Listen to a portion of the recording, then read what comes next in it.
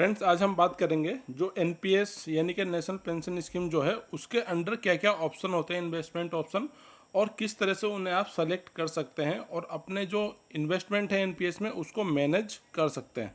तो सबसे पहले बात करते हैं जो भी एनपीएस होता है उसमें किस तरह से आपको जो है फंड एलोकेशन होता है। तो सबसे पहले जो एनपीएस सब्सक्राइबर है उसको अपना पीएएफएम यानी कि पेंशन फंड मैनेजर चुनना होता है।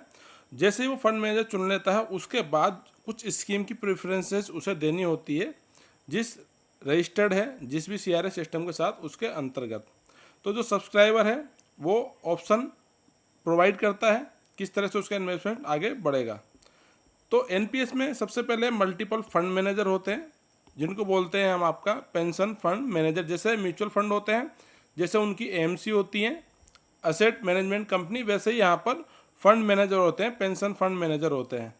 फिर जब ये आप चुन लेते हैं तो इसके बाद आपके पास ऑप्शन आता है इन्वेस्टमेंट ऑप्शन का। वो आप किस तरह का रखना चाहते हैं। एक तो इसमें ऑटो चॉइस मिलता है, एक आपका एक्टिव चॉइस मिलता है। एक्टिव में खुद से आपको मैनेज करना होता है, ऑटो चॉइस में प्री डिफाइंड बेसिस पे ये आपका इन्वेस्टमेंट होता रहता है और वो उसी के हिसाब से रेशियो में चेंज होता रहता है। फिर इसके बाद जब आप ऑप्शन चुनते हैं स्कीम के बाद तो आपको 4 एसेट क्लास यहाँ पर चुनने के लिए मिलती हैं, जिसमें कि होता है इक्विटी यानी कि शेयर मार्केट में पैसा जाएगा स्टॉक्स के थ्रू। फिर कॉरपोरेट बॉन्ड जो भी प्राइवेट कंपनी होती हैं जैसे कि बजाज, एचडीएफसी, इस तरह की जो कंपनी है वो अपने कॉरपोरेट बॉन्ड इशू करती हैं, उसमें ऑप्शन मिलता है आपको। फिर गवर्नमेंट बॉन्ड जो भी सॉवरेन बॉन्ड होते हैं आरबीआई के द्वारा, गवर्नमेंट ऑफ इंडिया पैसा उठाती है मार्केट से, तो उसके जो बॉन्ड होते हैं उनको गवर्नमेंट बॉन्ड बोलते हैं। फिर आपके अल्टरनेटिव इन्वेस्टमेंट हो सकते हैं जिसमें कि आपके अलग अलग ऑप्शन आपको मिल सकते हैं। तो सबसे पहले बात करते हैं जो आपके पेंशन फंड मैनेजर हैं यानी कि पीएफएम है वो कौन कौन से यहाँ पर होते हैं।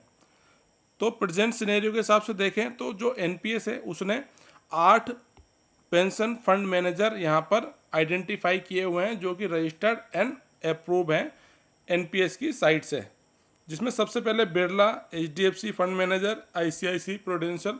तो इस तरह से इनके नाम में पेंशन होगा या रिटायरमेंट होगा, ये 2 वर्ड जरूर आपको मिलेंगे क्योंकि ये आपकी पेंशन को या रिटायरमेंट सॉल्यूशन के लिए मैनेज करते हैं जो भी आपका फंड होता है एनपीएस के थ्रू। तो ये आपके फंड मैनेजर हैं, इसमें जो भी आपको ठीक लगेगा उसको आप चुन सकते हैं।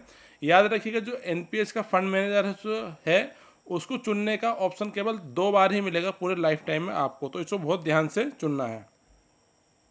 फिर जब एक बार आपने पीएफएम यानी कि फंड मैनेजर चुन लिया अपना जो भी पेंशन फंड को मैनेज करेगा, उसके बाद आपको इन्वेस्टमेंट ऑप्शन चुनना होता है।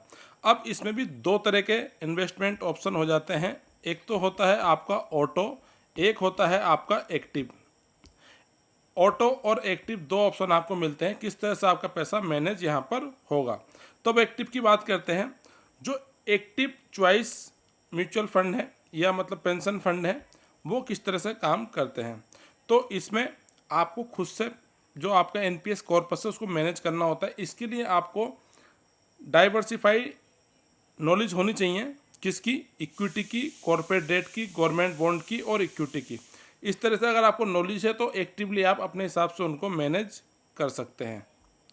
अब इसमें जैसे कि हमने 4 क्लास बताई थी, तो यहाँ पर इक्विटी के लिए हम ई यूज़ करते हैं, कॉर्पोरेट के लिए सी यूज़ करते हैं और गवर्नमेंट के लिए जी यूज़ करते हैं, और जो अल्टरनेटिव इन्वेस्टमेंट है उसके लिए ए यूज़ करते हैं। तो इसी को हमने अलग अलग असेट क्लास में यहाँ पर बांटा हुआ है। जैसे कि इक्विटी क्लास ई, इसमें इक्विटी रिलेटेड इन्वेस्टमेंट होगा। असेट क्लास सी जो कि corporate debt and related instrument हो जाएंगे, इसमें डिवेंचर एंड बॉन्ड्स आ जाएंगे कॉर्पोरेट के। फिर असेट क्लास जी जैसे कि हमने बताया गवर्नमेंट बॉन्ड यहाँ पर होते हैं, उसमें इन्वेस्टमेंट होगा आपका। फिर क्लास 4th है क्लास ए, इसमें अल्टरनेटिव इन्वेस्टमेंट फंड यानी कि AIF like CMBS, commercial mortgage based security, फिर मॉर्गेज बेस्ड सिक्योरिटी, फिर real estate investment trust schemes होती हैं और आपके अल्टरनेटिव इन्वेस्टमेंट होते हैं। तो इसमें 4 क्लासेस में आप निवेश कर सकते हैं और अपने जो निवेश है उसको मैनेज कर सकते हैं एक्टिव चॉइस के अंतर्गत। अब इसमें एक कैप भी रखा हुआ है कि जो एक्टिव चॉइस है अप टू 50 ईयर्स की एज तक जो मैक्सिमम परमिटेड इक्विटी इन्वेस्टमेंट है वो 75% ही हो सकता है।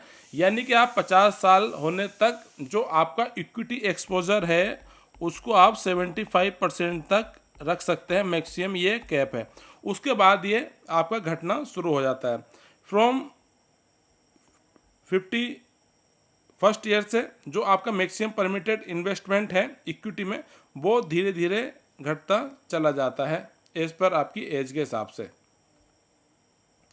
फिर जो आपके AIF हैं उसमें 51 साल से जो आपका इन्वेस्टमेंट है वो 5% से ज़्यादा नहीं हो सकता। जो टोटल एलोकेशन है इन चारों कैटेगरी को, इक्विटी, कॉरपोरेट, गवर्नमेंट और असेट क्लास AIF वाले, तो उसमें 100% ही हो सकता है।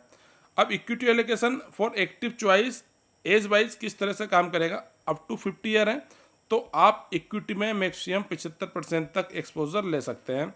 इसके बाद जैसे जैसे आपकी एज बढ़ती जाएगी तो जो एक्सपोजर है ये भी कम होता जाएगा इक्विटी में 2.5% से, यानी कि हर साल ये 2.5% से एक्सपोजर कम होता जाएगा। जैसे कि 50वें साल तक आप 75% कर सकते हैं, अगले साल हो जाएगा 72.5 यानी कि 72.5, फिर 2.5% कम होगा 70 हो जाएगा, फिर इस तरह से ये आपका 60 एंड पर मैक्सिमम 50% हो जाएगा। तो इस तरह से ये रिड्यूस होता चला जाता है जैसे ही आप एक्टिव चॉइस वाला यहाँ पे ऑप्शन चूज करते हैं।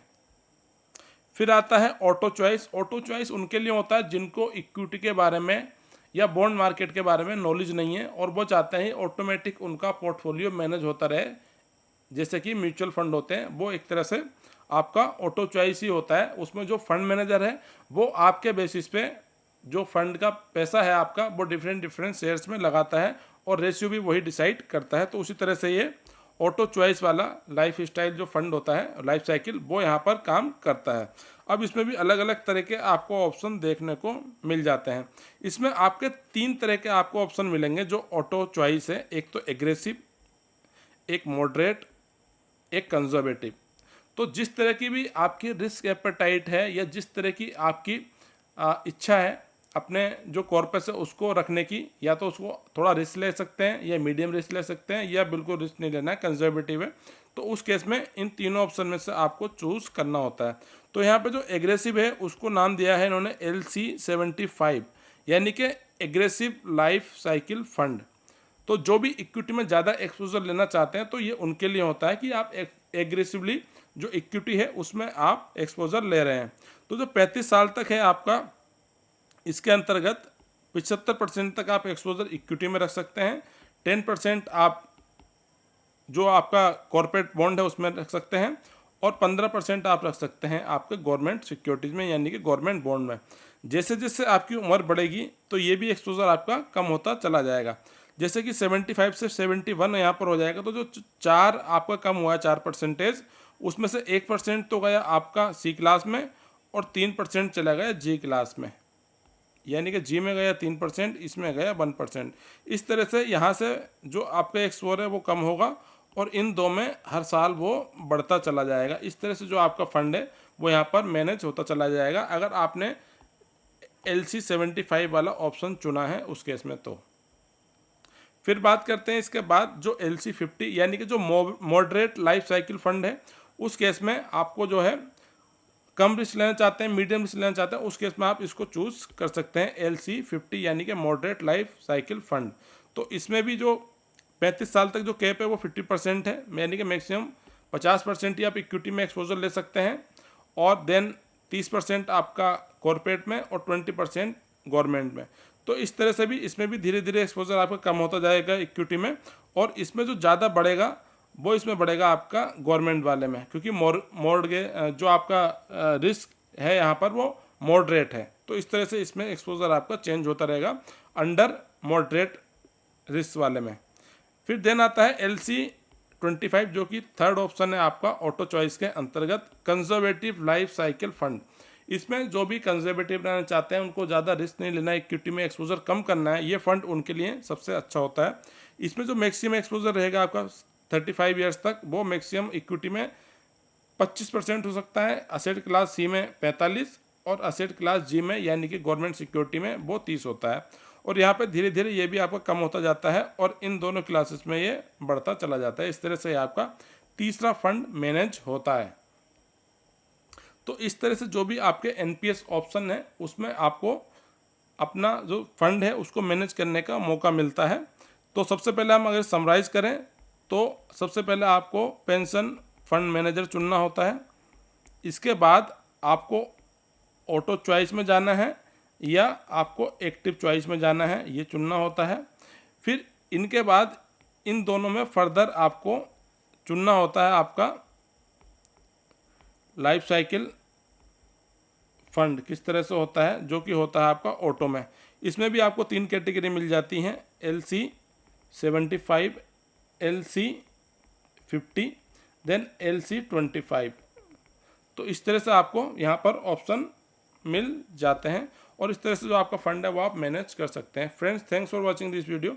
अगर आपको ये वीडियो पसंद है तो लाइक करें, शेयर करें साथ, और हमारे चैनल को सब्सक्राइब भी करें।